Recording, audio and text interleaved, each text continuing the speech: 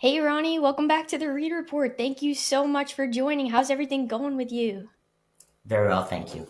Anything new since we last talked besides the trial? No, pretty much all the same. That's awesome.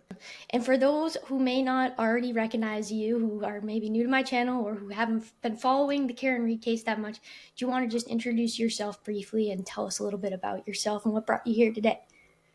So my name is Ronnie Estanislao. I was one of the deliberating jurors for the first Karen Reed trial.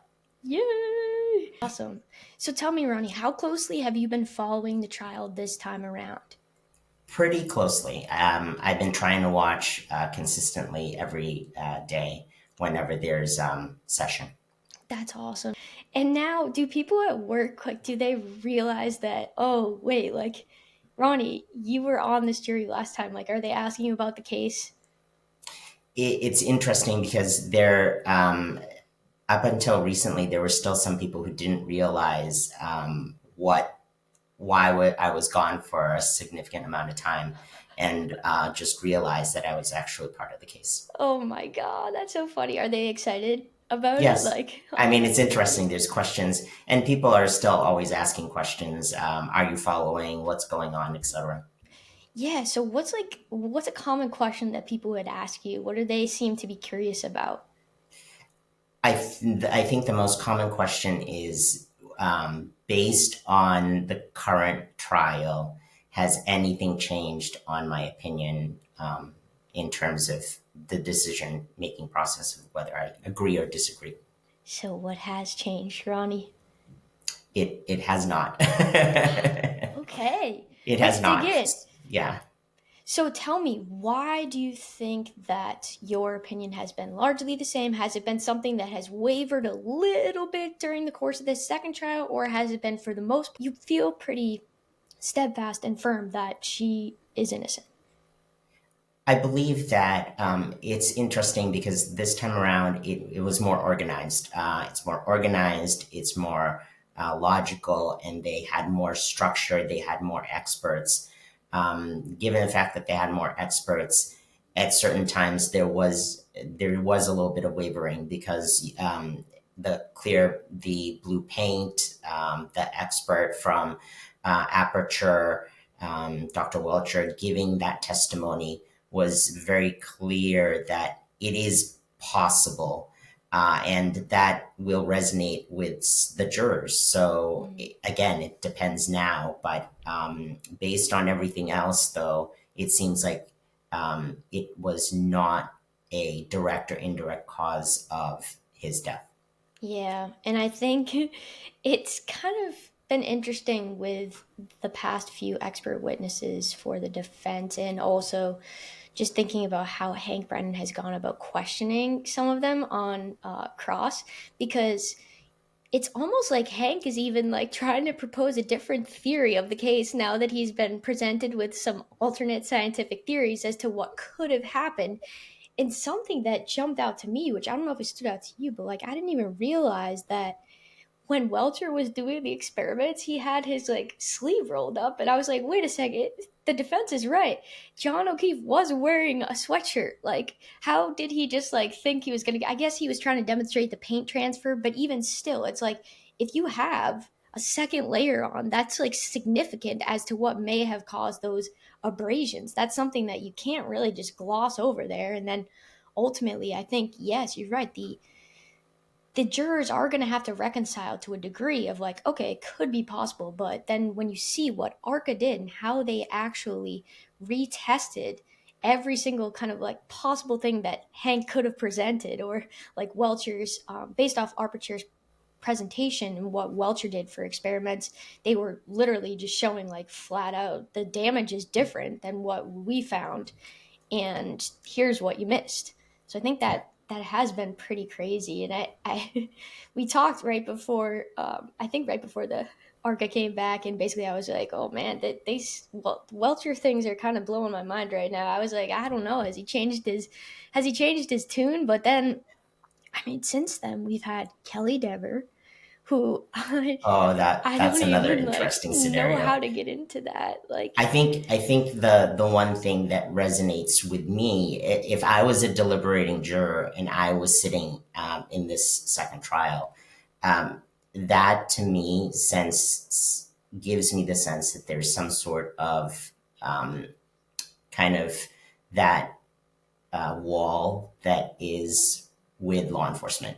And the verbiage that she utilized is very specific that makes me think twice about saying, was there really something? Not that to say that there was, but is there some sort of this cone of silence and this kind of idea of brotherhood within the law enforcement community, which I believe does exist in different communities, right?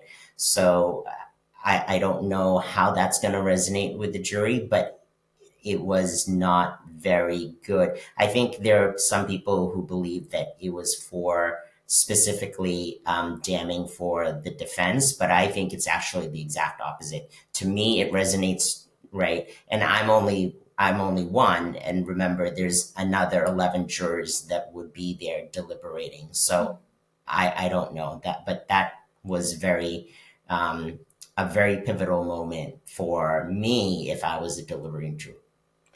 I agree completely. And just the fact that she had such a vivid memory that she then stated could no longer be true. Like, she told allegedly the feds or whatever Jackson was reading from, which I think it was from the feds. Basically, she literally laid it out for them. I was in the dispatch room. I saw that Higgins and Ken Berkowitz were both in this room for an extraordinarily long amount of time. Like, how can you have that stuck in your head? The chief, literally her boss at the time, was in there with Higgins, this guy who she knows because he had an office at the Canton Police Department. But again, was he supposed to be there? Mhm. No. So the fact that that stuck out to her at the time, and the fact that she's just recalling it, it's just like, Yeah. what? And then the whole commissioner thing. So the commissioner having called her into his office when she's a rookie. Like, the commissioner of the Boston Police Department is calling this rookie into his office saying, do the right thing. Which I tried to Urban Dictionary this. I was like, is this cop talk? Like, is this slang of like Yeah. lie for your bros? Or is it just like, and still, like, even if it's not cop talk, you're going to remember that and you're going to be shaking in your boots a little bit if you're a rookie. You're going to be kind of like, oh, yeah, what does this mean, right? Yeah. And even for the jury, right? The jury's going to look at that and say, so she was on the stand and then she said that it was just her with no other representative and the commissioner, which is pretty significant when you think about it. It's very unusual for just this rookie who's pretty new to the department, right? Under 3 years, and is now being called to the commissioner's office. I don't think that's a regular occurrence at the Boston Police Department. I mean, I don't know, maybe it is, but I don't think so either. I think you're right. So, what other witnesses or what other ways that either the defense or the prosecution have been presenting this case have made you kind of been like, oh man, I wish they did that during my trial? I think this would have helped in our deliberation about XYZ. I think the evidence presentation by the different groups in specific Aperture and Arca, and it's not done yet, right? We have another. The defense is not rested on the witnesses that they're calling, so there's still something to see. Who knows what we're going to see? But in terms of the prosecution, it's very clear that they gathered more data and they allowed or presented more data. So now there is that kind of mechanism. I don't know if you saw, but in the videos that was produced by Arca, it does show, and it's kind of funny, it comes back, but the pirouette, right? The twisting and then the shoe falling off. It's possible. I think we have to remember that it is a mannequin, and there may be less grip on a shoe and a mannequin in comparison to that of a real body, but again, or a real person. But I think it's was just done better all around, so that there's enough evidence and testimony so that there could be a sound decision made. Yeah, I agree. And you spoke to it a little bit earlier in terms of just the way the prosecution has structured their case this time around. I think has been much more effective overall. And Hank Brennan really came here to play. Say what you will about him. Like, to me, I cannot stand some of his cross examinations of these witnesses, specifically. Um, Dr. Marie Russell, when he literally like just drilled her and was like, "Do you have memory issues?" Like, I literally gasped with her. Like, and he also was rude to Crash Daddy, like bringing up his wife and all this stuff. I'm like, Yeah. Hank, stop talking like that. Like, I get it. Like, lawyers have to be tough, and some people are always going to think that, Alessi went too hard on this guy and Hank Brennan went too hard on this lady, but what are the jurors thinking? I don't know if I've seen that insight yet. And then you also brought up the crash dummy. So it wasn't the same size as John O'Keefe, right? So John O'Keefe was like a bigger guy.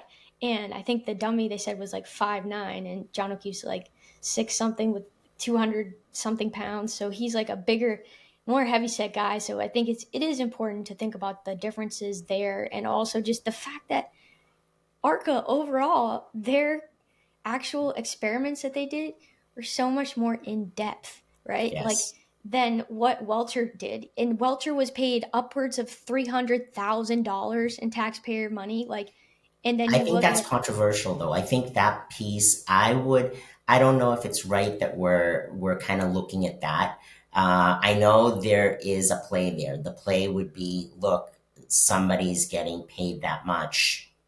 What are they trying to hide? What kind of information are they trying to, right? So that we can get right for the prosecution. But I think reality is we shouldn't think of it that way. And it depends on the scientific method, right? The individual, if they're doing it and then they're being truthful about it, then it shouldn't be a problem. There were certain times when it was very much, to me, it seems like that Welcher was very defensive. hmm, And he didn't like it when somebody questioned his kind of theory, hmm, but I don't think he showed his scientific method very clearly. Unlike ARCA, now I know ARCA has more resources, interestingly enough, but also very interesting the disparity on the amount of money that was spent with them in comparison. But maybe it was because most of this research was done, you would argue, when they were hired by a different agency before, facts. but now it seems like clearly it wasn't. They are saying that they did this after they were asked again to come back. Do you know what I mean? So now it's Yes. like, wow, that's all they're getting paid, yet Right. they're making sure that they present the information so that people can make an appropriate decision based on the information. Exactly. That's a very true point. Like you said, they do have a lot more resources, it seems, at least, like having this lab and having this dummy and having all these different configurations where they can do the pirouette and they can do just the arm slinging back and they can do slow motion videos, like all these things. I think videos, visuals, as a juror, if I were to be deliberating on this case, I think that would speak to me. That would resonate with me. Like, I think you heard Karen Reed say coming out of the courtroom after Welcher's experiments, and she was like, until you guys see a dummy being hit by being reversed in 24 miles an hour or whatever it is, like, then I don't know if you can really say what happened. And I think she was at that point kind of sprinkling a little Easter egg out as to what ARCA was going to come to court with. Um, Speaking of, I think you mentioned something about who they have been calling or who they haven't been calling. And Higgins, Proctor, what are your thoughts? Like, are they gonna really not call either one? How do you think that that is going to affect the case, if at all? I think I'm torn on whether they're going to call either of them, uh, and it's up in the air. I think at this point, I don't think it's going to matter. I don't think it's going to make a difference in what the jury is going to look at, because really, the one thing that kind of was important is to show, and I think it's already been displayed, that the investigation was not done well. And I think it's clear to me, right, if I was part of that deliberating jury now, it's clear to me that it wasn't done well. From the solo cups to all of this not documenting, and now there's, questionable individuals who've been, found non-professionals and therefore now have been disciplined or have been terminated as a result. I think that resonates as okay, the investigation was not done well, and now we are just going to base it on the evidence that they collected. Whether there's enough information there to go on one side or the other is based on what we have. Yeah, that's a very good point. I didn't even really think about that. If I were a juror now, knowing that Proctor is an ex Mass State Trooper, yes, and then Burgess lying about his own credentials and stuff, or misrepresenting his own educational experience. I Um, think when Shannon Burgess and Dr. Wiltshire were there, initially, when you first hear about, so it's unfortunate for the prosecution that Shannon Burgess was the first person that was up there, and it was decided or recognized that there was some sort of misrepresentation, for lack of a better term, of his background. And as a direct result of that, that to me as a juror resonates. Well, what else is he lying about? And what else was kind of questionable about Dr. Wiltshire's testimony to me was he kept saying that he. Now I don't remember, as a juror, you don't have access to information in terms of trying to figure out what is right and what is wrong, what you can and can't do.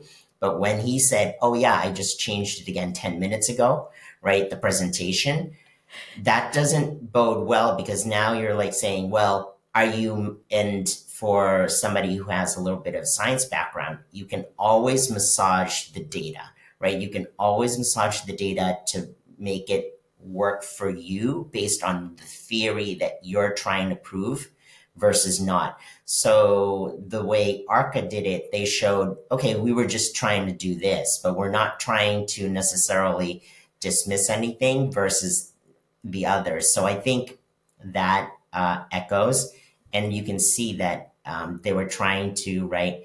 Hank Brennan was trying to discredit the Dr. Wolf by saying, well, you really don't have that much experience. You didn't do papers. It wasn't peer reviewed.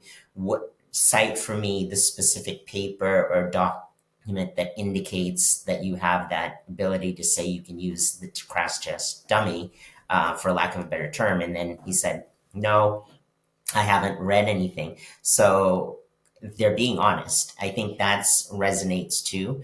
If somebody's able to answer it quickly in comparison to not, like going back to Kelly Dever, yes, she would be like stopping right. and Exactly. really stopping. Really, really stop it. And I think there's so many witnesses like that on the Commonwealth side, maybe more so even in the last time around, who, when they're confronted with a very simple question, which if they were to just answer honestly, even if their answer could be perceived as damaging to the prosecution's case, people would have more understanding, empathy, and trust in them, because they would just flat out say, "No, I don't know." Or for example, Katie McLaughlin at the last trial, right? Like, I know she's high school friends with Caitlin Yeah. Albert. She should have just said, carte blanche. Yes, we are friends. It did not impact my handling of this case, you know? So why is it that the Commonwealth is so evasive sometimes like that? Like, I think you're right. ARCA has been pretty transparent. They've just said yes or no either way for the most part. Sometimes you can see him think, Dr. Wolf specifically, thinking about how he's going to answer this, but he's really not hiding anything, in my opinion. He's like, yeah, sure, there was maybe some signal chats with the defense, but you can understand if you're thinking about this case politically why, like, they ha- they should be able to, in my opinion, I mean, it's against the rules of the court, I guess, but they should be able to communicate in such a way that it is not open to being scrutinized. And I if that's think the the case. other issue about the signal chat that they were trying to show, at least for the prosecution side, is to say, well, look, they got rid of evidence potentially as well, kind of echoing what the defense was using for why, all of the Alberts, the McCades, everybody got rid of some of their information as well. So I don't think it's the same, and I don't think it's the same. It did not echo to me as a positive for the prosecution. I I think it agree. ended up neutral, even though they were attempting to discredit Dr. Wolf from ARCA. I agree completely. And it's interesting because that's kind of been the dynamic at times with the Commonwealth's case. They've also been, like, we know that Hank Brennan's a former defense attorney himself, and you can see that coming out in a lot of ways and how he cross examines certain witnesses in this case. But he's almost been on his toes. He has been on his toes, I should say, as to how the Commonwealth has changed their theory or wants to question their own theory of the case and that sort of thing. Like, it should never be, oh, the Commonwealth gets to backpedal on their theory. Like, it should be the defense who are actually poking holes in the Commonwealth's case, but not vice versa. You know what I mean? Like, that's the whole that's the whole kind of subversiveness of it, I should say. And I think you're right. He's tried to kind of pull those cards out. Well, you guys did this too, and I don't think it's landing as effectively as maybe he thinks it is. But I think he is definitely this time around for the prosecution as the major representative of the prosecution. He is more polished. He is, in terms of, it seems like he's more professional.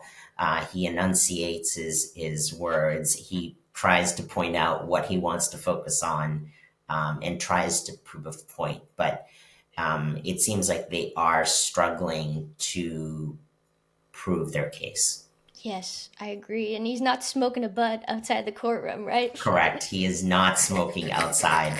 Not that we know of. I mean, I No. haven't been outside the courtroom, so who knows? Maybe he is Right. actually. You never Maybe he's know. behind in the back parking lot now instead of in the front of the courthouse area. Yeah.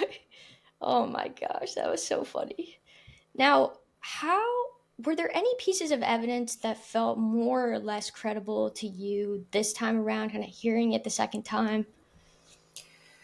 So most of the evidence that they presented, I think, hearing it a second time, some of the things that are kind of resonating is, and it's really the pieces of tail light and the glass, and how did it get there? I think that's the mystery, right? We don't know. We know that it seems like a beverage glass that came from the waterfall. I don't know conclusively if anybody's actually proven that that was the same glass. I think we just say it's a glass and we say it's consistent. Some of the pieces that are found that are broken are from that glass, but there's no way to prove, or I think it doesn't seem like we say that it's actually from the waterfall. Rather, it just came from somewhere. And so now that introduces this kind of idea of what happened there. And then the shirt, the damage to the shirt. And we did take that out during the deliberation and we kind of looked at it. But now it seems like because they highlighted it so much, I think we might have looked at it more closely Mm. and we didn't. So that piece, the glass, and then finally, just more of the reconstruction pieces. I think the reconstruction pieces are, and that's new stuff, not old stuff, but it helps kind of consolidate, create a timeline, create a theory of what actually happened, which was not there in the first case. So in the first case, some of the information was just thrown upon us, and we were just trying to interpret the information. Here, it seems like it's, like I said, more organized. They're being more careful about making sure that they present in a specific way, so it doesn't, that the juror is not able to make a better decision based on the presentation of the evidence. When you say the sweatshirt last time, you looked at it a little bit, but maybe you're saying now it could be more significant, or what's your take on Yeah. that? So when I say that, it's because based on what they're saying for mechanism and what they're proposing actually happened, I think looking at it in more detail might have been beneficial. Same thing with the clothing in general. We had access to it, but we didn't go into much detail other than to open it up, look at it really quickly. But I wonder during deliberate. This is during Yeah, deliberation, but during deliberation, should we have, if we had these images and these ideas, could we have gone back and said, you know what, we're deliberating this. Do you think this is what happened? Or the holes, exactly what you said. Welcher's presentation with the, I always thought about that. Like, why would your sleeve be up? yeah, Right. And even if you wanted to, would it have been better if you painted your sleeve and then had that transfer over, and then you can show the damage to the sleeve itself? I think it's hard to say that there was a clip. And I think that's all, unfortunately, part of what the prosecution probably heard from other people after the first trial. The recommendation that we have to prove that it's probably he just got sideswiped, right? That idea. So I think saying that now you can be like, oh yeah, he got sideswiped and then he fell. right. But I don't know if that's enough to say he did, especially now based on the evidence that ARCA is presenting. Mhm. And when you say you were looking at it in the deliberation room, so you have images of the clothing items, you have images of, or do you have the physical We sweatshirt? actually have the physical bag. Wow. We have access. So the only thing that they ask us to do is, and it's funny that you say that now because now I think about it, I don't think we really adhered necessarily to anything because I the won't the say that. evidence was already collected, right? So it's not like they care about us touching the material, but we physically had them in that. All the evidence is there. So that's the challenge of the jury, right? Which can be significant. We have to look at everything or can look at everything and have access to it. So everything that they put into evidence, we can say, hey, can we get this article? Can we pull that up? And all the videos, we can look at that. We can't pull back testimony. Mm. So we can't say, what did Dr. Welcher say on this date? We can't do that. But we can, based on if we referenced an evidence piece, we can now look at that evidence piece. And we had the bags all in there. So there were boxes that they would cart in, and we could literally look at it. So, for example, the tail light, Yep. John O'Keefe's clothing, right? We could open that up and look at it. We weren't given any instruction on whether we needed to wear gloves. I think some of us were a little bit more careful and wore gloves when we were taking it out, but others didn't really mind. And like I said, I don't think they were trying to choose it for evidence again. So Yeah, it's all the already been evidence was already tested. You're probably collected, so good. it's done, right? So when you picked up, that's what this is the first time I'm learning this, that you could actually physically like touch some of the items. When you picked up that sweatshirt, were you paying close attention to the arms? Like, what were you looking at as a whole? Yeah, so because there was no reconstruction at the first one, we didn't look at that, right? We didn't necessarily look at, okay, let's look at the right arm versus the left arm, the front of the shirt versus the back of the shirt. We just looked at the area that seemed like there was something there and we kind of evaluated from there. But had we had this reconstruction, I think it'd be a little bit easier and then also more plausible for us to go, okay, we need to examine it more closely and in more detail. Yes, that's so interesting to me. And when you were set out to deliberate for the first time, we talked about this a little bit last time, but now I kind of want to think about it again in terms of this next deliberation process. You're read these very detailed instructions from the judge. and she reads it really quickly, in my opinion. And I don't know if you got a copy of those instructions or how that all works, because that's very overwhelming to me. But what do you think, if anything, what, if anything, stuck out from the judge's instructions last time, right before you went to the deliberation room? Was there something that you guys kept coming back to? So, to be honest, exactly what you just said. When she read it, we're hearing it for the first time. We're overwhelmed.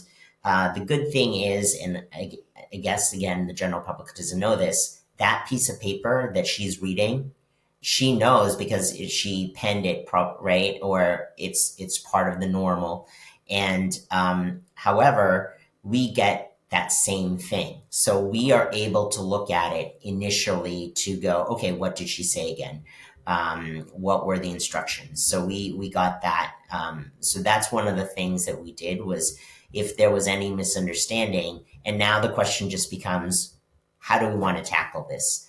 And so I think that's when there is the clear idea of having certain people in the room kind of take charge. And it's going to happen, right? In a group of 12 people, somebody's going to take charge and is going to kind of determine how do we go about this. I think it was nice because one of the things somebody thought about was just why don't we do it by charge? And do we have enough information based on that charge to now, do we want to look at other pieces of information, more evidence, deliberate about the testimony, or have we already made a decision for that particular charge and be able to now essentially vote? So that was very clear on, like I said, two of the charges. One of the charges, we said, no, we're going to have to continue to deliberate. Let's look at the evidence and go from there. And that's where we got hung up. But yeah, to answer your question, what resonated was, oh my God, this is overwhelming. And then now let's try to look at the instructions and then let's assign people to figure out what do we want to do for tasks. That's very helpful to know that you had that copy of her instructions, because I'm listening to it back. It was like several minutes, like I don't know if it was like 10 or 20 minutes of that she's just reading this. And I was just like, oh my God, how on earth could they possibly remember all of this? Like, it's crazy. I think another question that some people wanted me to ask you is how far into the deliberation process did you guys take your first poll, and how did you poll? Did you hand raise? Did you do anonymous straw polling, like sort of thing, or what did you do?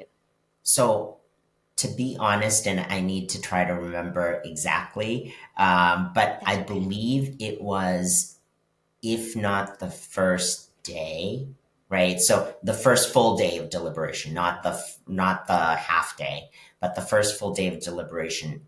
I believe that we had already asked to take a vote on some of the charges. Gotcha. And the way we did it was first we read it, we read the charge, and then after reading the charge, we said, hands up, or essentially, right, raise your hand, guilty versus not guilty. And it was clear in that charge, right, whichever charge we're talking about, that everybody actually raised their hand. And so we were done with that and said, okay, we can move on. Now we go on to the next charge. When somebody raised their hand about something, once it got further into the deliberation process, when like there were one or two who disagreed, they thought one thing, did you feel like people were like glaring at the other people? Like, was it getting so intense? To be honest, the charge that we deliberated the most on, where there wasn't consensus, we really didn't do the raising of the hands anymore because it was very clear that certain people were siding guilty and there's certain people were siding not guilty. And in terms of deliberation, it was like I said, it's like a dinner table, and it's Thanksgiving or whatever, a holiday, and Someone you're brings up debating. politics. Yeah, you're talking politics or you're debating with your family members, like, okay, um, but why do you disagree, right? Or Right. why did this person, why is this the person, why are you voting for this person versus not? So Mm. it's the same kind of idea, except now it's a room full of strangers, but it's not, right? Yeah. So after the ordeal or the experience, right, we've got to know each other, and I think that's what made it harder, right? It's almost like I said, it's the family member, right? If it was a complete room of strangers and true strangers, for a case that did maybe was a week or less, I think it wouldn't matter. But I think after that, it became, to some respect, also personal, Mm, because those are people that you kind of bonded with over the last several weeks, right? In this case, definitely. 9, right? So And even if you agree with them about some elements, like you can, I think, empathize with other people's reasoning to a point. And so maybe that's kind of like, oh, well, I know that's how Uncle Sam feels because he grew up like this, or like you really probably got to know these people and it did become personal, and we talked about it a little bit last time, but somebody was crying at the end of the last trial. Do you remember, like, did you feel that same kind of gush of emotion towards the end? Did you feel, what I did you mean, it's cathartic in the sense that all of a sudden what you have learned or have been doing. It's almost like you were part of a job or part of a class, and this was the last day of class, and it's over, right? That it doesn't matter, right? And you've done your stuff, right? You've done everything, and it's over. I think the other part that was kind of emotional about it is that it did result in a mistrial. I think based on that, to some of us, and again, to me, it was like, oh, it's a disappointment. We spent all that time, money, resources, everything, and we weren't able to come to a conclusion or to maybe bring closure to everyone, right? Closure for the O'Keefes, right? Closure for the Reeds, etc. I think at that point, that can be very emotional as well. Yeah, certainly. And I'm interested to hear how that set of jurors interacts with each other in that deliberation process, and if they're able to come to a verdict. What do you think? I know last time you said kind of you could see it potentially being a mistrial again. At this point, do you feel like there's enough to solidly acquit her, or I think, to be honest, a group of 12 individuals is hard to sway in one direction or the other.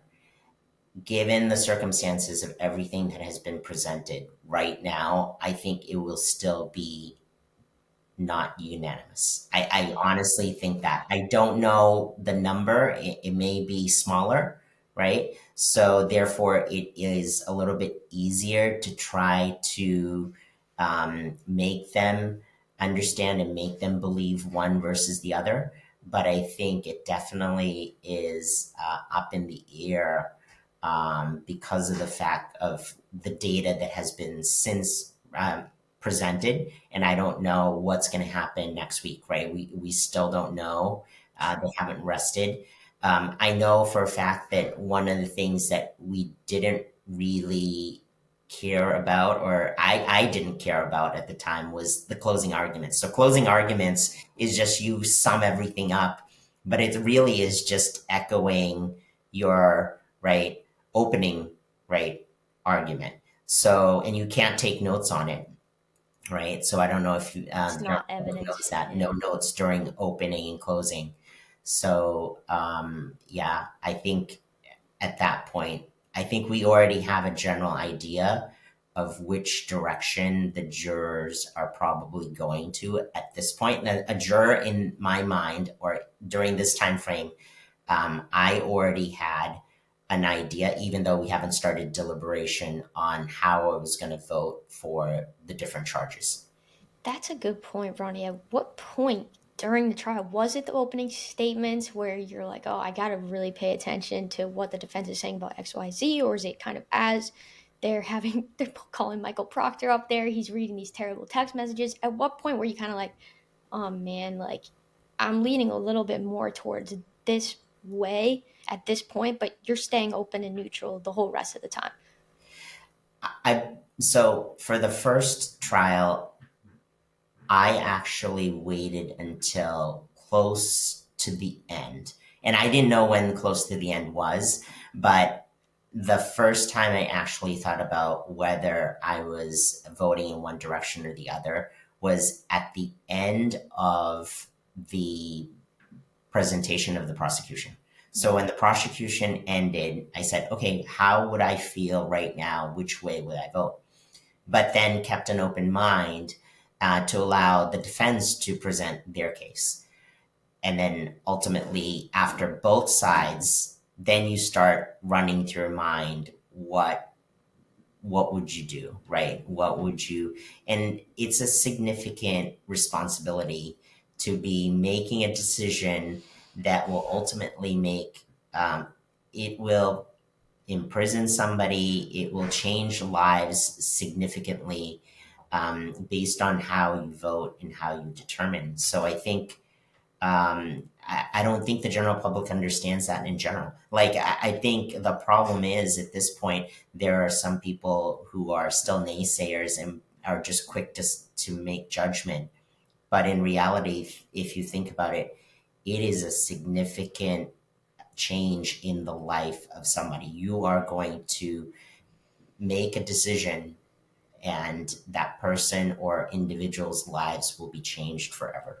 Yeah, I definitely would struggle with that. Just knowing that I would have to have a hand in incarcerating someone for even the most heinous crimes. Like, it's hard, but I guess, yeah, it's the task at hand, and that's what they're asking of you when they assign you to be a juror.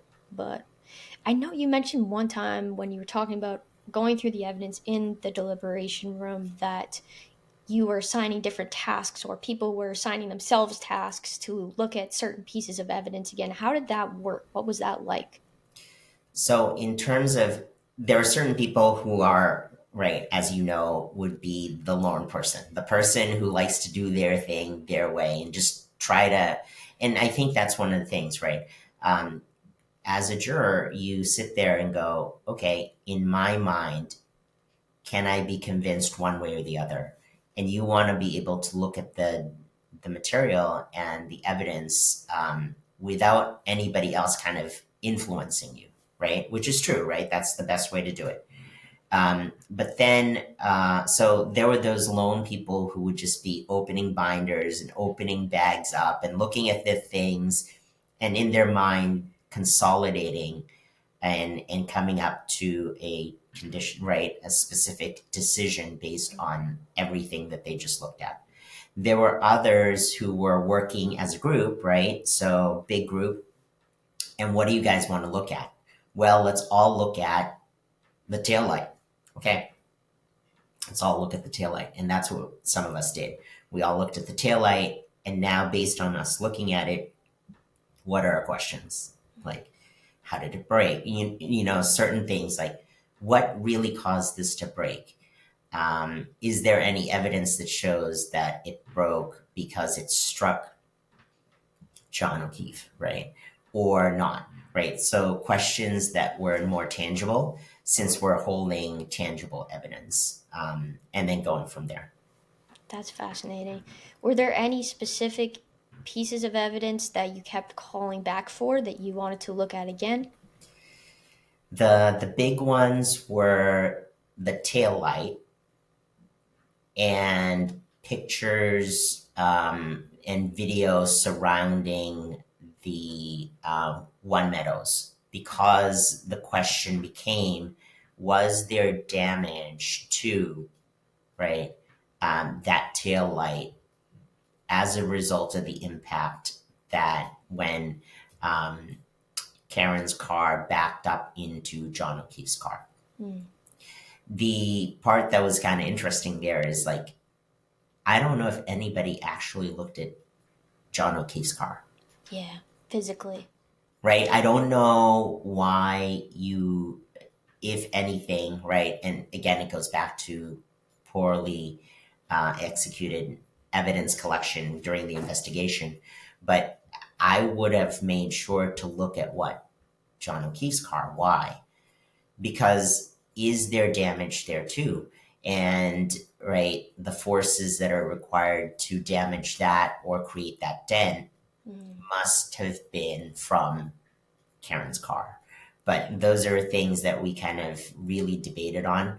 I think we looked, there was debate on the mechanism as opposed to what ultimately his cause of death was. And that was hard for some because his cause of death was the strike in the back of the head and ultimately hypothermia.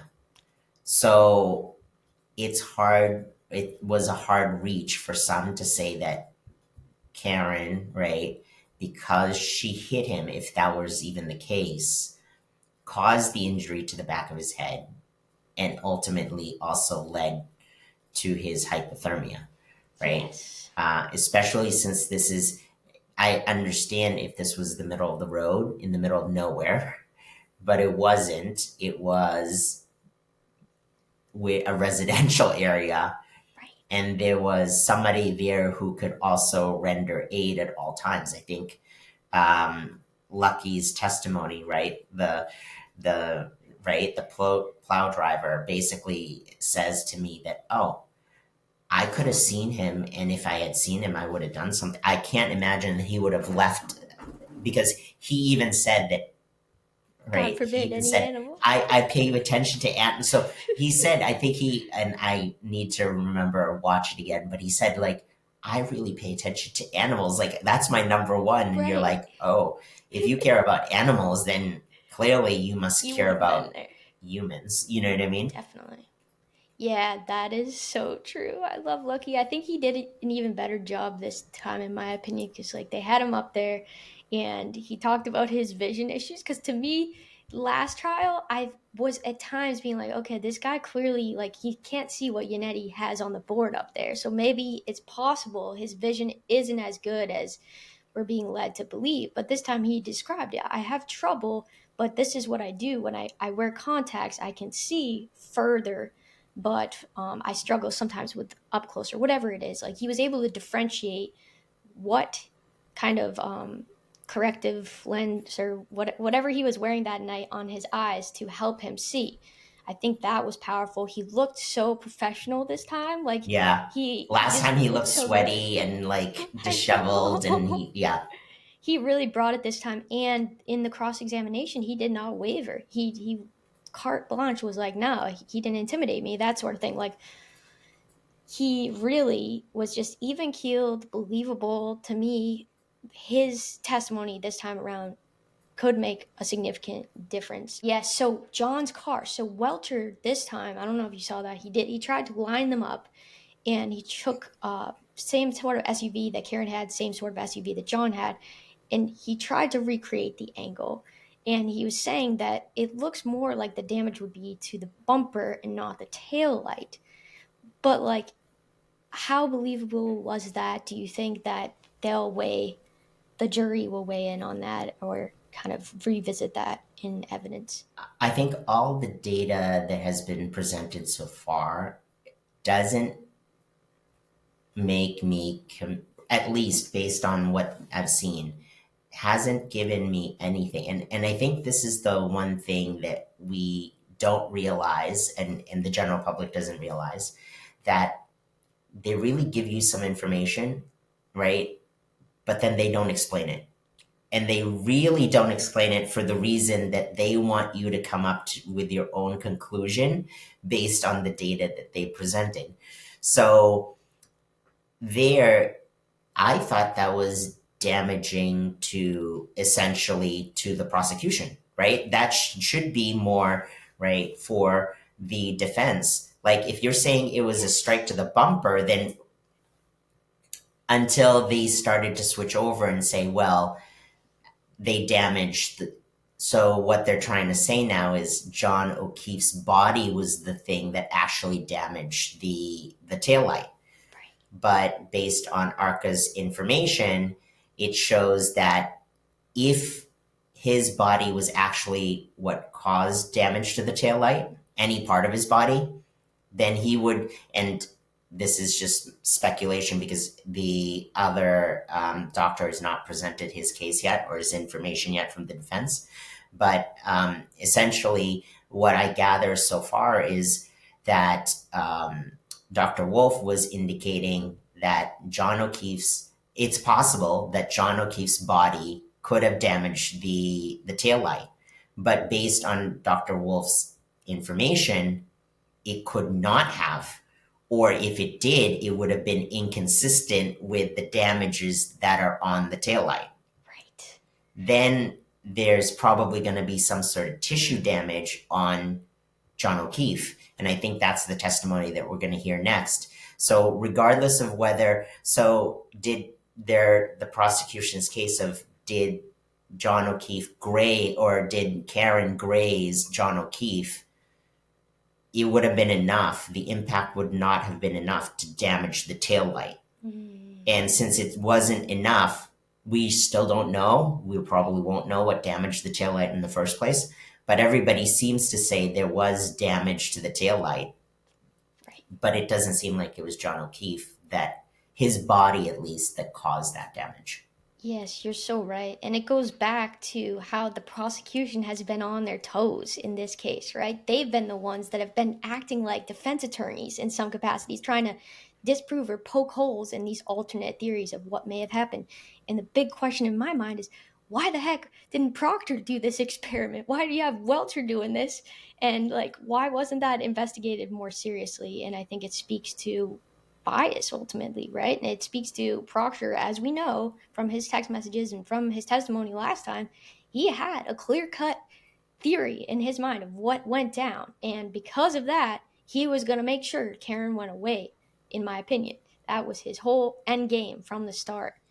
And the other thing that I was fascinated by in this time around is, like, for me, last time, Brian Albert and Proctor and Brian Higgins, all those testimonies literally like took air out of my chest for a second because they were just so like hard to believe, or just like you don't like the guy, in my opinion. You just don't like their testimony sometimes. You're just like, what is he saying? Like Brian Albert, just like this huge guy, and he's just like, yep. And he always had he had a catchphrase last time that he kept saying, or I can't remember what it was, but like, so it's interesting to me to not have any of those guys directly testifying this time around. And it also suggests maybe, like you said, there's certain things in the prosecution's case last time that they took and they heard, oh, maybe stick to the side swipe, like that sort of thing. They changed how they were going to present it, and they changed the witnesses that they selected. I think ultimately were, meant to look like we have this pristine, truthful case. Like we have this case that's like Hank, in my opinion, is so, there's so much hypocrisy there, right? Like he's trying to say like the truth is on our side and these are the bad guys, like trying to refute like what we know happened. And it's like, okay, well, if they're the bad guys, then why are you hiding these witnesses? Like, like call them. And what did you make of Proctor's friend's name was who read his text messages? Oh, so it's kind of funny. His friend, I mean, and we were talking about it at work. I was talking about it in general. I could see that his wife, right? His wife is probably saying, "I told you I don't like that guy," right? It's true, right? They probably were saying that person. I told you he's not. You shouldn't hang around him anymore. It's kind of interesting that he said that they're still friends. Okay, but that was sort of damaging, I think. If you say that you're still friends with somebody who's unprofessional, I mean that could be good.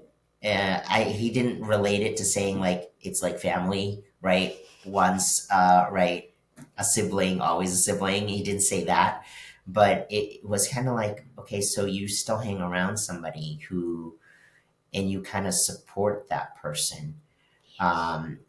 I don't know if he clearly indicated that he didn't support that kind of behavior.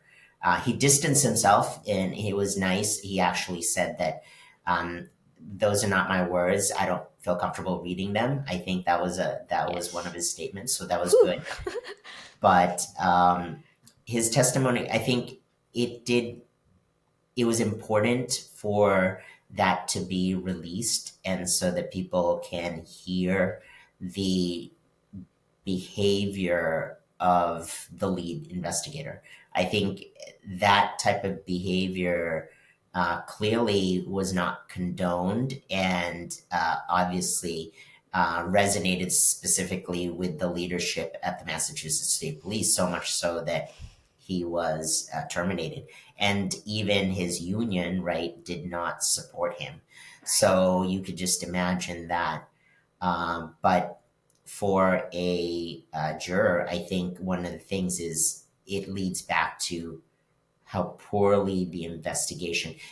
And it's funny they keep saying the idea of confirmation bias.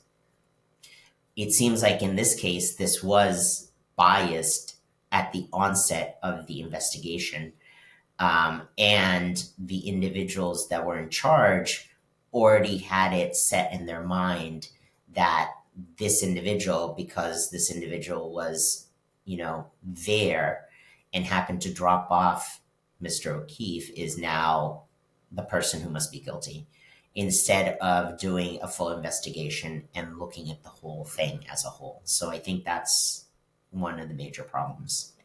Yeah, and it's interesting to me because when they talk about potentially why they're not calling Proctor the defense, I mean, then like some people say, oh, because, he's defiantly against the defense. He hates the defense because he ultimately lost his job because of this case. And I could see ultimately, we even saw it last time, he came out sometimes saying, like I know the he basically was resolute in his opinion of the case, even on the stand last time. So I can see why it might hurt the defense. And apparently, in the courtroom, there, because the defense is calling him and not the prosecution, it could open them up to certain things that they don't want to open up. Defamation or libel. Yes. Yes. I think that's the problem. I think they're worried about that piece. But I think if he were to testify, then it would be very clear that there was bias. And it would be more for what? It would be more for the defense rather than the prosecution. But I think they don't want to breach that because I think they've already proven enough that the investigation was not. That's the only thing it would prove, right? Right. That the investigation was not done well. Therefore, we don't have all the evidence and the data that should have been collected at the time of the incident or around the time of the incident. And how about since then? I don't know if you've seen it, but there's that video of Karen Reed, one of the videos of her arrests at her house. Like she's on the back porch or patio, if you want to call it. She's in her pajamas. And then you hear Michael Proctor saying on body camera footage to his buddy, like, she's crazy. Like, you hear her, she's concerned about how she looks, like being arrested right now. Like, you can see clear as day the guy from the beginning had such disdain for her. And if you're supposed to be this beacon of integrity and impartiality and giving people a fair shake, then what the heck, you know? And Yeah, do you think there they're was losing? prejudice at the very beginning, on the basis. I don't actually know on what basis. You know what I mean? I honestly do not know what prompted that kind of hostility, for lack of a better term, against that individual. It's almost the same as saying, like, he started judging a book by its cover without even actually looking at the book. Right. And it's unfortunate, right? It's truly unfortunate. And I don't know what prompted that. Like, I don't Was know. it his close family ties to? Yeah. Yeah. Right? Is there something there that prompted it right away and said, okay, that's how I'm going to handle the case. And that's why that's how the case turned out. Or a couple things that I haven't even heard anybody talk about specifically that I would be thinking about, I think, is like, what if, do you think, did this ever come up in deliberations that maybe it's a combination of both? Like, is it possible? I know scientifically we think it's not possible that he was struck. I mean, it's possible, but based on the Commonwealth's theory of the case, it's not possible how they're alleging it. But is it possible in some universe, or did this ever come up, that she did strike him and Proctor tried to frame her, or and the Canton police, Brian Higgins and Berkowitz tried to frame her. Like, had you heard Sure. that? I think the during deliberation we kind of dismissed the conspiracy theory early on. But it was just an unfortunate chain of events that occurred around the same time frame. That being said, it still doesn't sit well in my mind of why was all of the testimony seemed kind of scripted from that group. Mm-hmm. And why did it, like, we never saw him. He never went into the house, never went in, right? And then all of a sudden during that time frame, there's also this text message chain that's saying he didn't go in, right? The guy never went in the Right. house. So, and then finally after that, everybody from that same group also did what? Deleted or got rid of their phone or Got rid of their phones. So because of that, you wonder, and I don't know, I get it. You can say, I think it would have been better if the prosecution or the defense, more of the prosecution saying, oh, they all got rid of their phones because there was this deal on Verizon. And now you can see that the family plan was right. Had they done that, it would have been like, oh, okay, I see it now. But that wasn't what they said, right? They left that alone, which makes you wonder, like, why would you do that? I wouldn't even know to throw away the SIM card. Like, I know. I wouldn't even get rid of, I honestly, I have my cell phones that I never traded in, right? And they're sitting in a drawer somewhere right now in my house. Then you're like, I wouldn't think that, oh my God, there's going to be information on there that can be used against me if that's what you're thinking. Or even if there is, what are you doing that you're so worried? You know what I mean? Right. So that was Exactly. controversial. I remember you saying that last time. Like, I keep all my old phones, and I think most people can relate to that. Like, what were these guys potentially so afraid of? And why is it that the timing is so close to when they were told, oh, you gotta preserve your phones? Like, that's just so suspicious. But we haven't really heard about that yet, like in detail. Have we? I can't even remember if they've brought that up. There's certain elements of the case from last time because we That they didn't get removed. Brian Higgins. They Exactly. removed or didn't focus on. I think that's the nice thing about the way the case is running the second time around, right? Is they have learned from the past and things that worked and didn't work, and also cleaned it up to make sure that they're only asking witnesses to present that are witnesses that are important. Because we don't want to get lost. You don't want a jury that's so confused that can't figure out. Now maybe you do, right? For the defense, maybe you do. Why? Because for the defense, that creates reasonable doubt.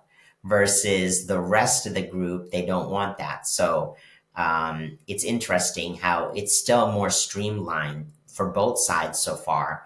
But I think it has created enough in my mind, and I don't know if in the current juror's mind, that there is reasonable doubt.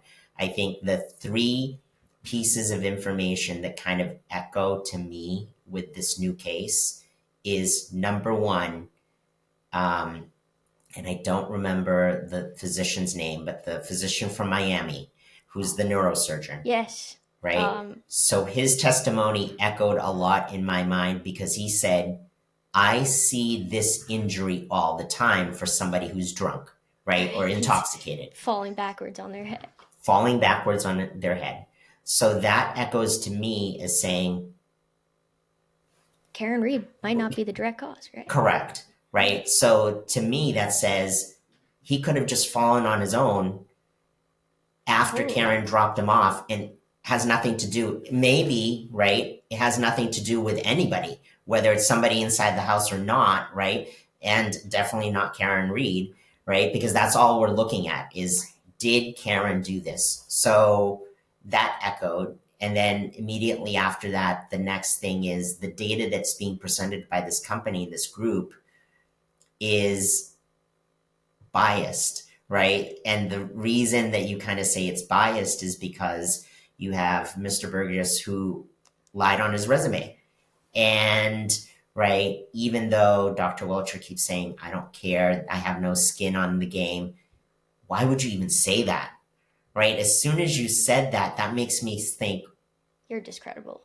but are you, right? Do you have a skin, right? That's why. So you make that kind of echoes. And then finally, the last thing that really echoes, going back to this idea of, the investigation was done poorly, is the resurrection of the information that it was done by, right, Trooper Proctor, who's now discredited, right, and is no longer a trooper for the Massachusetts State Police, who was the lead investigator, and this idea of silence that was clearly shown up by Miss Deaver. Dever. Dever? Yeah. Deaver Yeah. or Dever? He I don't kept know. calling her Diva or Dever. Yeah, And then Deaver, he was doing Dever. it on purpose because he said it multiple You times. can't even say my name correctly, so Yeah. I was like like, that. okay, whoa. I don't know if I would have said that on a stand in the court of law. Same here. Especially like she even rolled her eyes at the judge at one point. I'm like, what are you doing? Come on. Like, Yeah, I don't even know I'm here. Like, really? yes, you You do. don't? Let's be real. And then she kept saying what I thought was interesting. And I had high hopes for her testimony. I told you, like, I grew up with the Devers and they have a nice family. Like, they're funny, they're good kids. But, like, why on earth would she say certain things there so defensively? And why did she say, she kept trying to say, what stuck out to me was like, oh, it was just like a regular day. Like, I have trouble recalling. It was 2 years ago. Like, I'm sorry, this is Canton, Massachusetts. This kind of stuff never happens. Like, Yeah. you're going to remember this night. Even if you say you have no idea. Are you kidding me? It was a regular day? I mean, Whoa. it seems like to me, I get it. If we were talking Boston, and I get it. If she said Boston, it may be a regular occurrence that somebody dies in the city of Boston. And I don't know, maybe I'm wrong here, but I have not researched this, but I don't think somebody has died in, right, Canton, and for a long time. I Certainly think rare. Yeah. years. It's years, and then to say that it is a murder scene is even worse. You know what I mean? Yes. Did you hear, speaking of death and kin, did you hear about the Birchmore case or not really? Yes, I have Oh heard man, about it, but I that haven't. fascinated me. I think Yeah. she was living in Canton at the time. I might be wrong, but I know that like Lank, who responded at Fairview, he also responded to her death. Very suspicious pieces of Very information there, suspicious. right? There's a lot Exactly. of suspicion there too. I think that's also interesting how these individuals have moved on and have gone to different parts now, right? So the family home, Yes. why would you leave the family home now, right? They've moved, And they've right? left Canton. Like this is a Canton family. They've grown up in Canton. Yeah, That was their parents' house. house. Yes. That's Like certainly improve weird. it. I can see how you'd want to fix it up, and that's fine, right? Yeah. Fix it up, add an addition, clean it up, change whatever. But you own the house. Why would Right. you sell it? And then I don't know. I'm not going to investigate where they now move to, Right. but I still, know. right? If you moved somewhere else, why This would you is get let go of that property that has so much history? exactly. Unless there's some sort of suspicious history that you don't want Right. to have. Exactly. And the other thing that I was thinking about in terms of what else, like what could have possibly happened, because in my opinion, and I've kind of held my opinion back for a while in terms of just saying it straight out. But in my opinion, I think the truth probably is somewhere in the middle. And like ultimately, she should be exonerated because there's just like so much reasonable doubt in terms of how the Commonwealth handled this case. But the other thing, like I'm always kind of thinking about the possible other things that could have happened that night. Like you mentioned, John striking his head, just falling back drunk. I definitely thought about that. I've also thought about Higgins. Higgins is very, very explicit. Well, at least at the last trial, when he gave his testimony, that he came back that night and plowed the driveway at 34 Fairview Road. And I know we've seen some other theories on the internet, whether they have any merit, I don't know, but like about John O'Keefe possibly being struck by a plow that night. Is it at all possible? Again, why would they not see the body? I don't know. But is it at all possible? And could he have been struck? I don't know. Yeah, it's very all of the unknowns. I think, unfortunately, we will never know. I do feel that she should be exonerated, at least given the circumstances. I think she did not have the whole hand in it, Yeah, right? Yes, I think they want to pin it on somebody. They want to pin it on somebody. They want to make sure that justice is served, for lack right. of a better term there. But at the same time, right, I don't think she was the individual there. You're right. If you had just decided you wanted to charge her with operating the vehicle under the influence of alcohol, Might have had more luck. go for it. Yeah, But I don't know if you can now say and extrapolate that to, right, right. manslaughter, involuntary manslaughter. Exactly. And prior to this, it seems as though she had a very normal, successful life and no damning criminal history like this.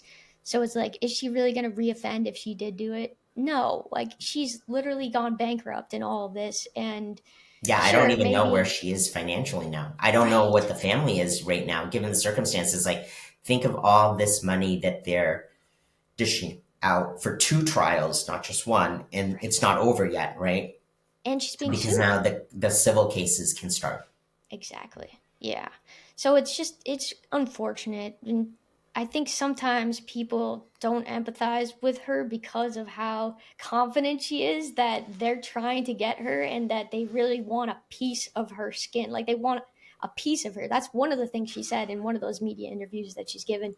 Speaking about the media interviews, like what do you think about Karen Reed's own clips being used against her? If you were a juror, what would they make you think?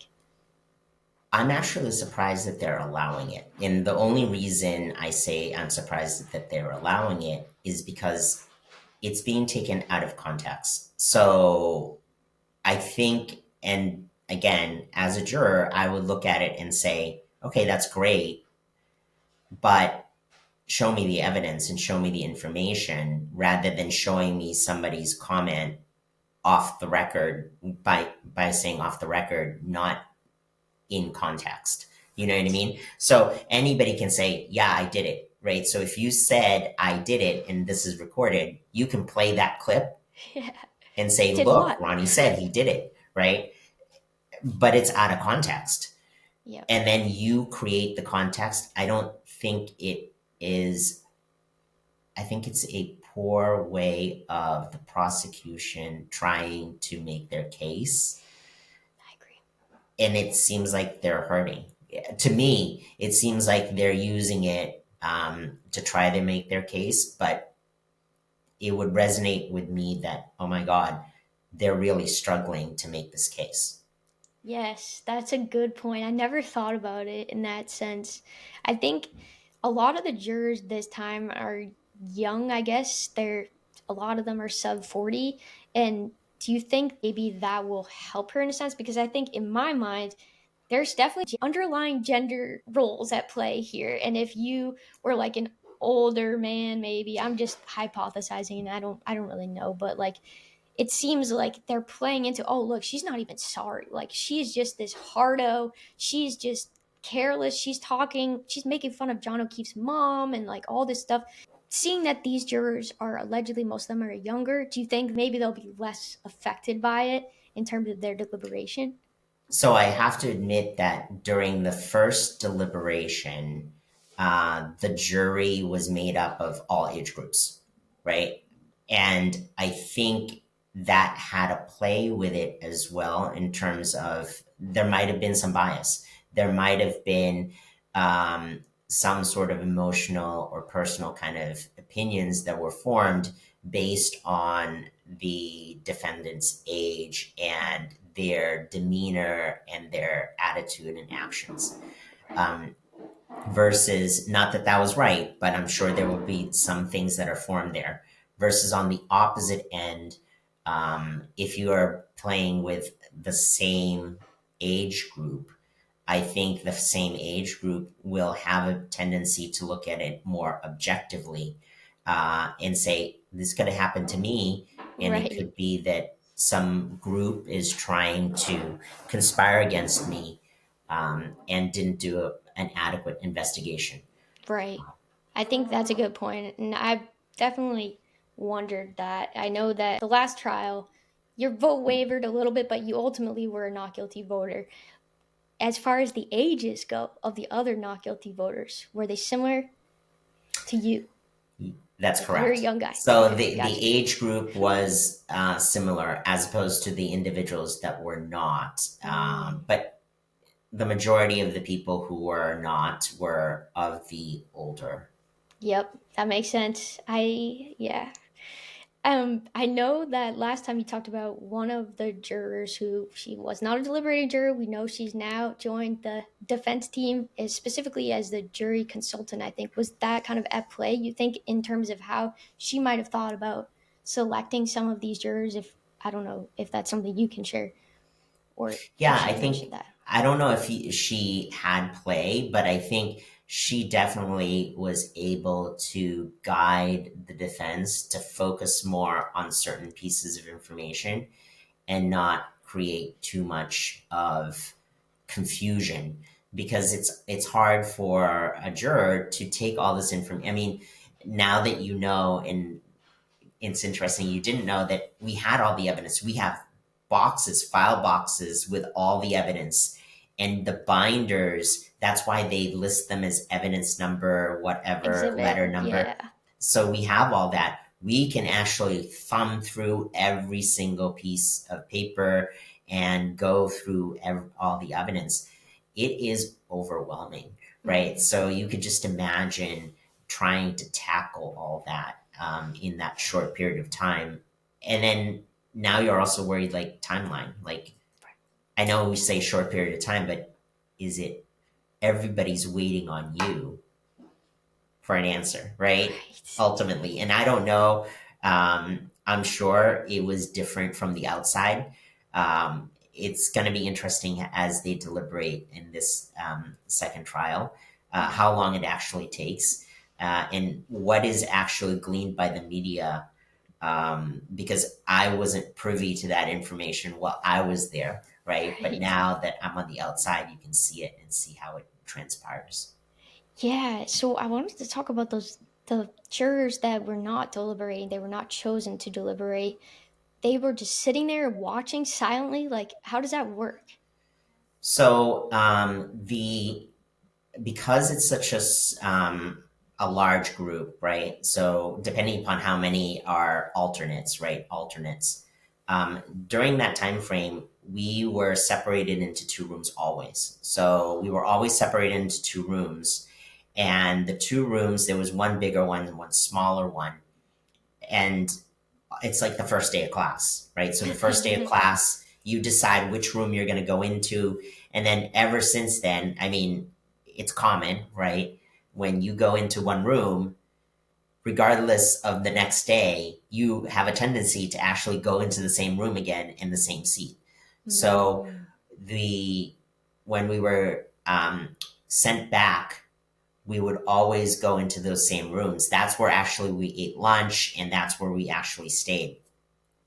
When it came to deliberation, they separated the individuals who were not deliberating in the okay. opposite room. So they actually had to come in and they stayed in the other room. They don't know what's going on in the other room, but the other room is the one that's Oh, deliberating. that's torture. I They didn't closed the realize door, and they that. would close the door, right? So the doors would be closed on our side, right? And so the only time that we would kind of get to see them again, so it would be on the bus ride over to the courthouse, then lunchtime, sort of, because be eating at the same time, right? Mm. And then again when we took the bus ride back home, right, Oh my to the gosh. cars, and that was the only time you'd see them. And that's the problem. I think the other issue that people don't realize is, if one of the deliberating jurors gets sick, then that juror is removed, and Mm. now a non-deliberating juror is now right, placed as an Okay. alternate in place of that person, but the deliberation has to start from time zero. So they have to start all over again. Correct, right? And they can't be talking about the case in the other room in case No, they they do have get to. pulled We in. have to go over the whole thing from start because now it's a new juror that has their kind of right So did trying to that do. happen any day during the last trial? No, Okay, no. But they told you this is like standard that's what procedure. needs to happen, right? Oh my gosh. That is wild. I had no idea. So imagine if it was already 10 days into deliberation, and then somebody gets sick, And you're so close to getting a verdict, and then you're like, come on. or somebody needs to go out, right? Oh, yes. Yeah, that is crazy. So, one of the things that, like, this time I've been thinking about more so, maybe because there was a question of whether or not, like, something did happen that was minor with the jury during this case. And we still don't really know, at least I don't know for a fact what it was about, but I thought that maybe it was about discussing the case. And to me, it's like, I know you can't discuss the case while it's going on, but what else do you talk about? What do you talk about in those bus rides? What do you talk about during lunch if you're not supposed to be talking about the case? Like, It was very interesting for us. I think it was just the crowd, and we were respectful and we were mindful of what we were told to do, hmm. and we followed directions very well. We would talk about other things. Like I think I told you before, one of the things that in the break times, we would actually we started making puzzles, right? The Oh, 1,000 piece puzzle or whatever puzzle. that's cute. We would just be talking about regular things or things that were related to work, like what do you do, or other things. During that time frame, I think it was like the Red Sox, right? And like things like that, or what are you doing? I think somebody was looking forward to a vacation on a cruise. Somebody else was looking forward to wedding plans. So Oh, all these different things, I think those are the things that we kind of discussed. Somebody was like opening up their pool, and they're like, "Oh, the pool is now open," and we kind of joked around like, "Oh, we're gonna go, right? We'll have come this visit." pool party. That's cute. And it helps, I think, in terms of building rapport with the other jurors, I too. think that's also the sad part about it is that at the last day, emotional, like we're leaving and we really can't, we can, but we probably are not going to see each other again. You know what I mean? Mm. Or we may not talk to those individuals again. And also, did we come to, right? Did we finish our project? Yes. And to some of us, we didn't finish our project because we didn't, right, give Mm. a conclusion. Yeah, that's certainly emotional. I know last time you guys had a group chat going, we mentioned that a little bit. Do you still keep in touch with anybody from that jury now? I haven't in a while. The last person was right, the lawyer, right, Yep. the lawyer, and we both kind of texted each other and said, we were it, right. This is it. Nobody else is coming out. Nobody else is saying anything. Wow. Um, and so now we did talk on that last day that we were hoping to get together. Hmm. My thought was hopefully try to get the group together after the trial, right? After the Yay. trial, just say, hey guys, it's finally over. It's been, right, an Yeah. experience. Let's get together, have Like class maybe a reunion. drink or it'd be funny, but can we like put a party of like 12 or 14 at the waterfall for an hour, Yes. right? I was Have gonna something, say that. right? That's But so go cool. somewhere and kind of meet up and kind of recount the whole experience might be Oh, good. very I don't know. I'm, cathartic. I'm waiting before I kind of poke the bear, but Sure. um, we That do. makes I still sense. have all. That's the thing. It was interesting because in the days as we were getting closer, there was forethought, and somebody did say, um, "Do you want a text message? Can you be on text message chain? What's your number? Oh, What's your nice. information? All that." So That's good. Yeah. I think it's going to be another big question in terms of how this case shakes out, what the verdict actually is, and how the court of public opinion is after this next trial. But you spoke to it a little bit. You and the lawyer, I think her name's Victoria. I don't know if I should be saying her name, but Yeah. basically, you guys are the only ones that have really been going around doing the media interviews. Last time I caught you right before our media tour, so that's why I wanted to get you on today, because I'm like, oh no, the media's gonna suck him up right before the deliberation. So I want to make sure I get some time with Ronnie. But what kind of pressures do you think this jury will be facing? You think it's a lot reliant on the verdict that they deliver? Do you think that they're going to be more comfortable because they're younger speaking to the media? Or what do you think? I think honestly, it just depends. I think each individual makes their own decision whether they want to talk to the media or not. I think the problem is that people, at least in the last trial, there was a little bit of animosity or kind of hostility because of a blogger. I don't think that has is there anymore, and it seems like that has dissipated significantly. So there may be more willing to talk to the media. I think the important thing at the end is being able to relate the experience, and that's the only thing is to really. And it's a once in a lifetime experience. I don't think you could ever say that you were part of a trial that led to a mistrial and then was retried again. And I think that will be important for future generations to know little things about being a juror and little things about really the legal system. Mm-hmm. Yeah, that's a good point. And I think you're right. Ultimately, it is an individual decision. And I do think that there's maybe less pressure from the media. Things are shifting in the sense that like people can feel comfortable saying, "Hey, this is why we thought this," or and I think it's important. It's really important, especially this day and age. Like you gotta just come together on certain things, in my opinion. Like just try to like listen to what your neighbor has to say, even if you don't always agree with them.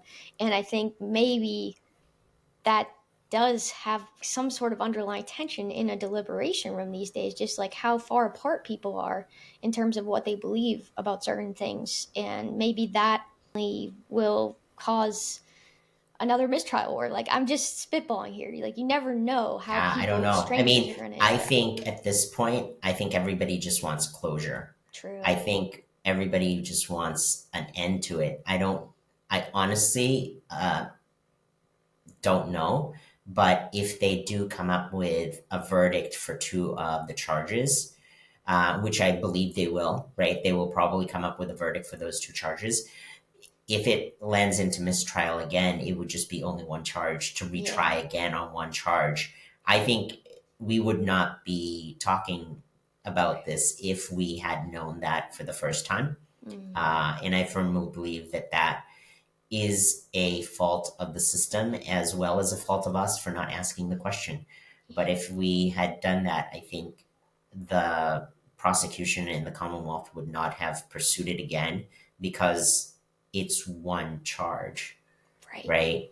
Um, And you think this time around, let's say they come to unanimous not guilty verdict on 1 and 3, and then the second, the manslaughter, involuntary manslaughter while OUI, that's the one that you guys were kind of like back and forth about.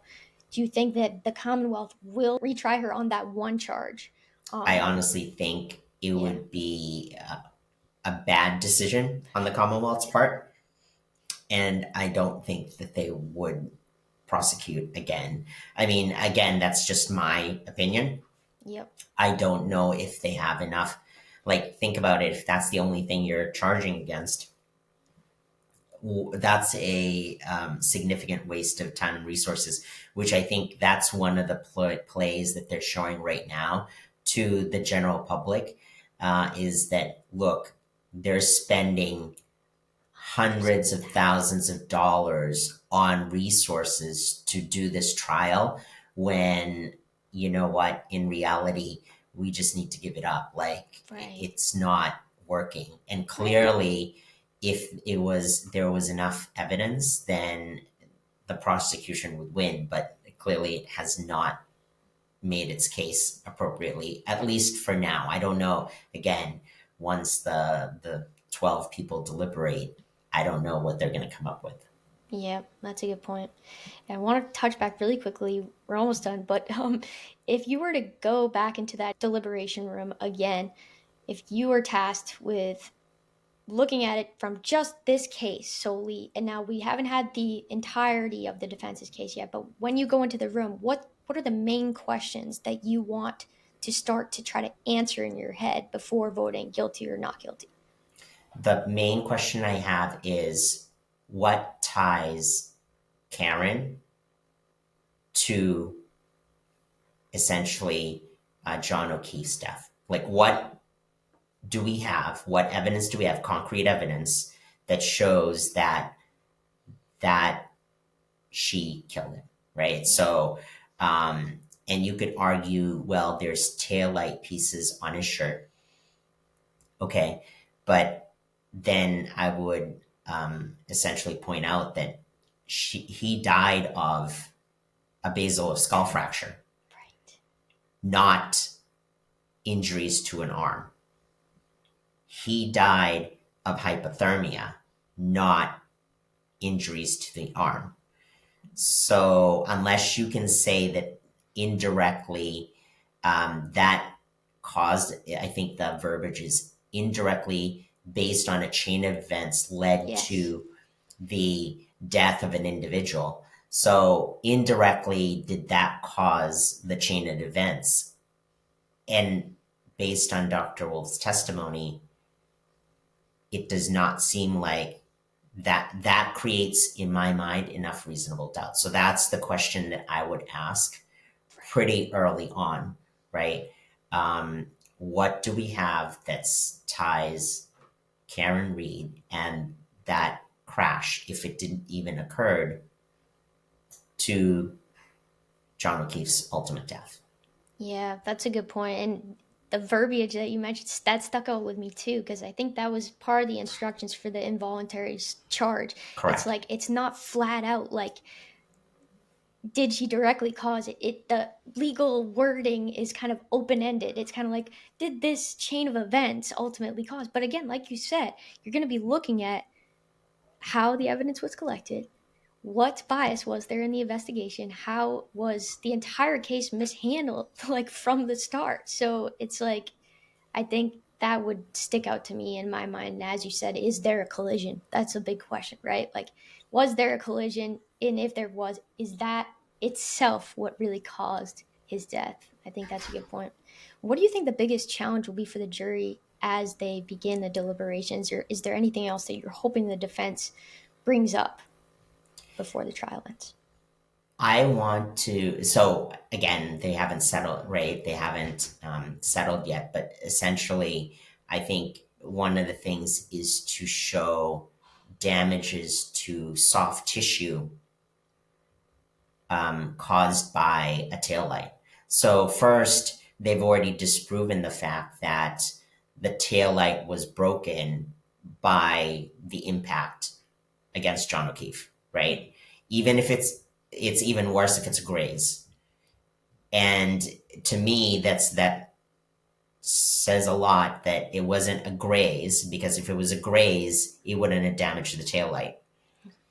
If it was an impact, it could damage the taillight, but it would be so significant, he would have been thrown, right, a significant distance. So that's what it says to me. It'd be interesting to see, and I would like the defense to at least prove that it's not a graze. Like, there's no way that there was a graze that occurred there, because if there was a graze, it still opens it up to indirectly led to the chain of events that led to his death. True. I think the chain of events, and it sounds horrible, is exactly what Dr. Wolf kind of testified. He got intoxicated. They were both intoxicated, granted, but she was the one just operating the vehicle. He got out of that vehicle. and he fell against the ground.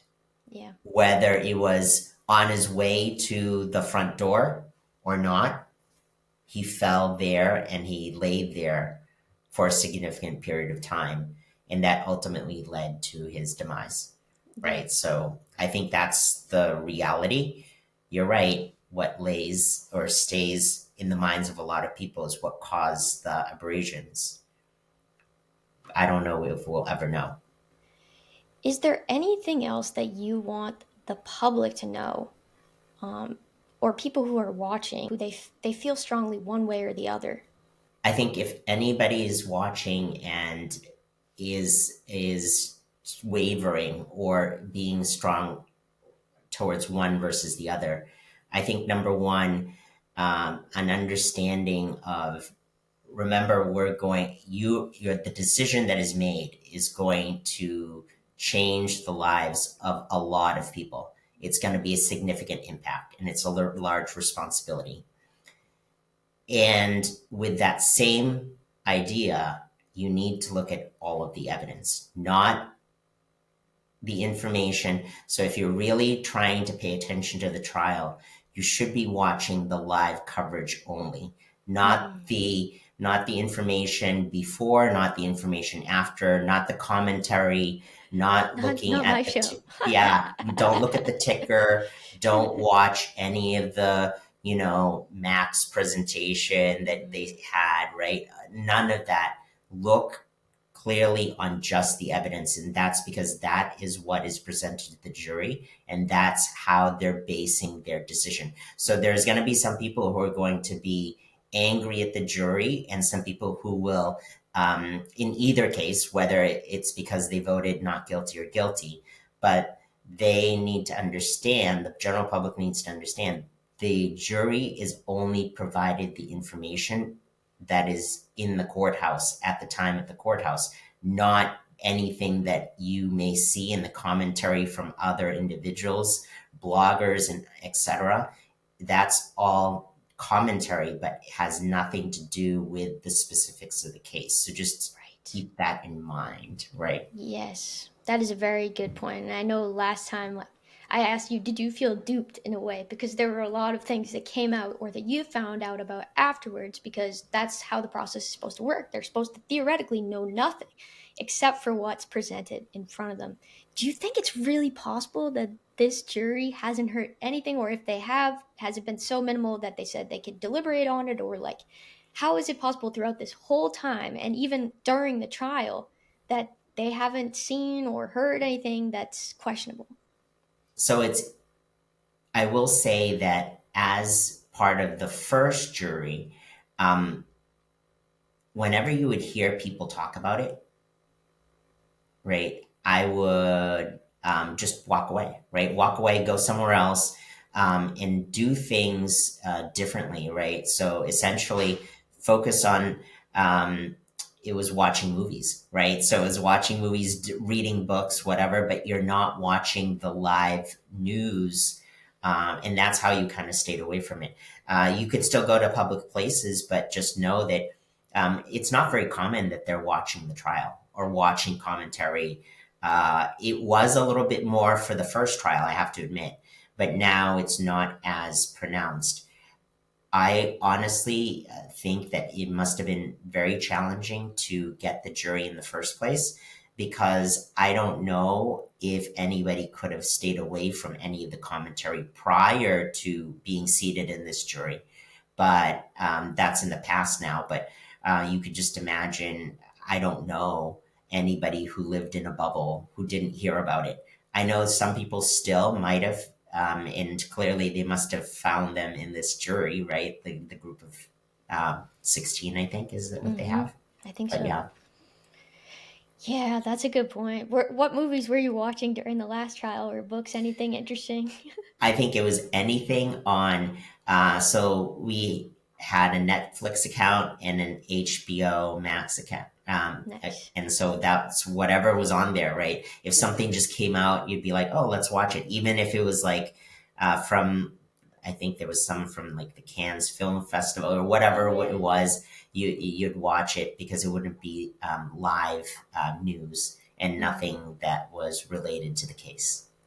Are there any moments in this case, past or present, that really stuck out with you personally? So past, as in the first case Last trial. versus Yeah. this case. I think the moment that really was so surprising, it's a toss up between the testimony of Trooper Proctor and the testimony of Dever. Never. Mm. Kelly Dever, I, I wouldn't be surprised if that is going to be a significant point in law school.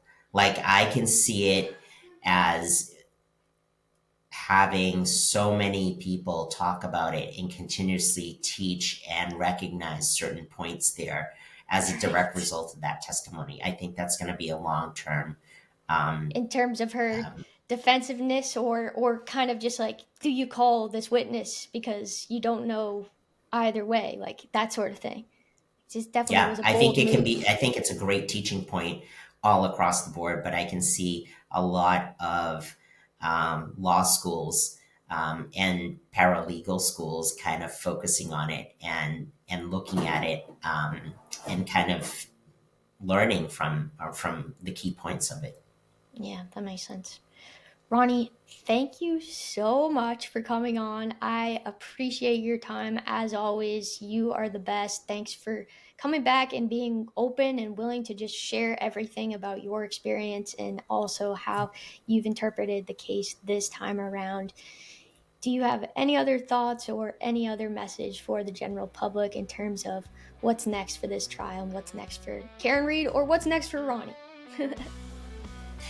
I think we are going to leave it now up to the hands of the 12 jurors to make the right determination, and then we will see what happens there with closure for the Reeds as well as obviously for the O'Keefes.